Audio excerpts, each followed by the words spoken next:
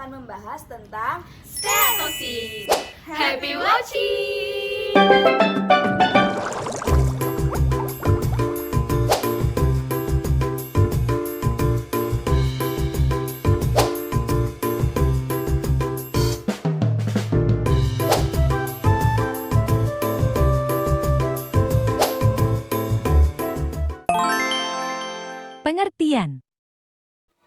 Pengertian steatosis.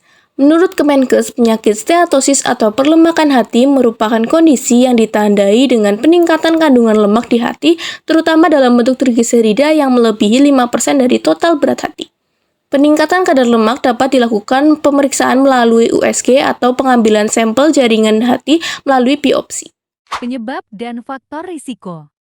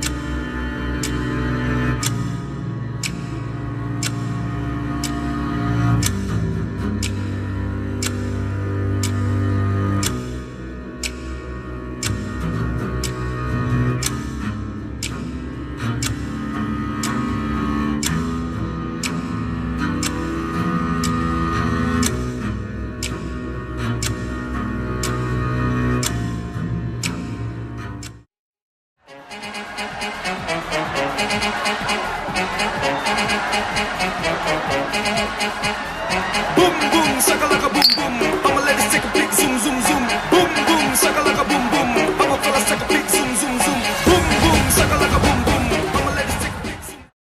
Patofisiologi. Steatosis atau perlemakan hati dapat dikategorikan menjadi dua jenis berdasarkan etiologinya, yaitu perlemakan hati non-alkoholik atau NAFLD dan perlemakan hati alkoholik atau AFLD. Perlemakan hati non-alkoholik berkaitan dengan resistensi insulin. Resistensi insulin dapat meningkatkan masuknya asam lemak bebas ke dalam hati. Hal ini dapat terjadi karena insulin gagal menekan kerja lipase yang peka terhadap hormon. Lipase menyebabkan lebih banyak asam lemak bebas terlepas dari jaringan adiposa dan tersimpan sebagai trigliserida di dalam hati. Peningkatan kadar insulin dan resistensi insulin juga mendorong pembentukan trigliserida secara terus-menerus di dalam hati.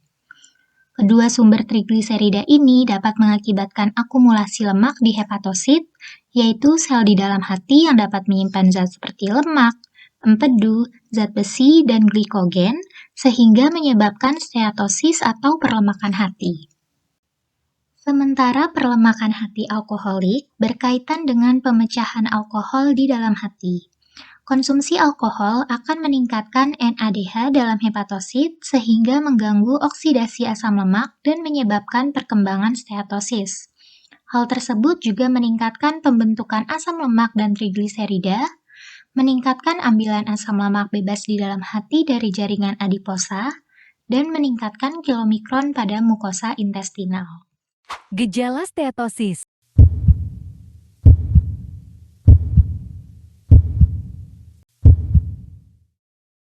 Tata laksana gizi. tata laksana gizi yang dapat dilakukan pada pasien NAFLD atau perlemakan hati non-alkoholik dan perlemakan hati alkoholik atau bisa disebut dengan AFLD. Yang pertama, diet penurunan berat badan pada pasien NAFLD dengan status gizi overweight dan obesitas untuk mengurangi risiko komorbiditas. Lalu, diet rendah kalori ini yang diberikan untuk menurunkan berat badan dapat disesuaikan dengan penuntun diet obesitas yang ada. Selanjutnya, diet Mediterania dapat diberikan untuk meningkatkan sensitivitas insulin dan kondisi steatosis. Adapun panduan rekomendasi diet lain untuk pasien NAFLD ini adalah pengurangan kalori sebanyak 600 hingga 800 kalori per hari atau 25 hingga 30 kilokalori per kilogram berat badan ideal, asupan protein sebanyak 1 hingga 1,5 gram per kilogram berat badan, pembatasan karbohidrat menjadi 40 hingga 45% dari total kalori, Dan pembatasan lemak menjadi kurang dari 30% total kalori dengan asam lemak jenuh kurang dari 10%. Kemudian, pasien dapat memperbanyak konsumsi buah dan sayuran. Pada pasien NAFLD dengan celiac disease, diet yang diberikan dapat berupa diet tanpa gluten atau gluten-free diet. Vitamin E sebanyak 800 IU tocopherol per hari dapat diberikan untuk pasien NAFLD yang tidak menderita diabetes. Pemberian antioksidan pada pasien NAFLD seperti vitamin C, antosianin, dan bayberry tidak disarankan. Pada pasien AFLD atau perlemakan hati alkoholik dengan gizi kurang dapat diberikan diet tinggi energi tinggi protein dengan kalori sebanyak 30 hingga 35 kilokalori per kilogram berat badan per hari dan protein sebanyak 1,2 hingga 1,5 gram per kilogram berat badan per hari. Disarankan juga pemberian suplemen multivitamin dan zinc pada pasien AFLD ini. Dan yang terakhir, pembatasan konsumsi alkohol baik pada pasien AFLD ini maupun NAFLD. Kesimpulan. Steatosis adalah kondisi perlemakan pada hati yang ditandai dengan peningkatan kadar lemak melebihi 5% dari total berat hati. Steatosis dapat dikategorikan menjadi dua, yaitu perlemakan hati non-alkoholik dan perlemakan hati alkoholik. Steatosis tahap awal seringkali tidak menunjukkan gejala, sehingga diperlukan kehati-hatian dalam menjaga pola hidup seperti kurangi konsumsi makanan berlemak, kurangi konsumsi alkohol, perbanyak aktivitas fisik, serta perlunya konsumsi obat sesuai anjuran yang ada agar kondisi hati tetap sehat dan optimal. Makan ayam, makan ikan. Hari Lebaran makan rendang. Jaga pola makan, jangan terabaikan. Steatosis pergi ke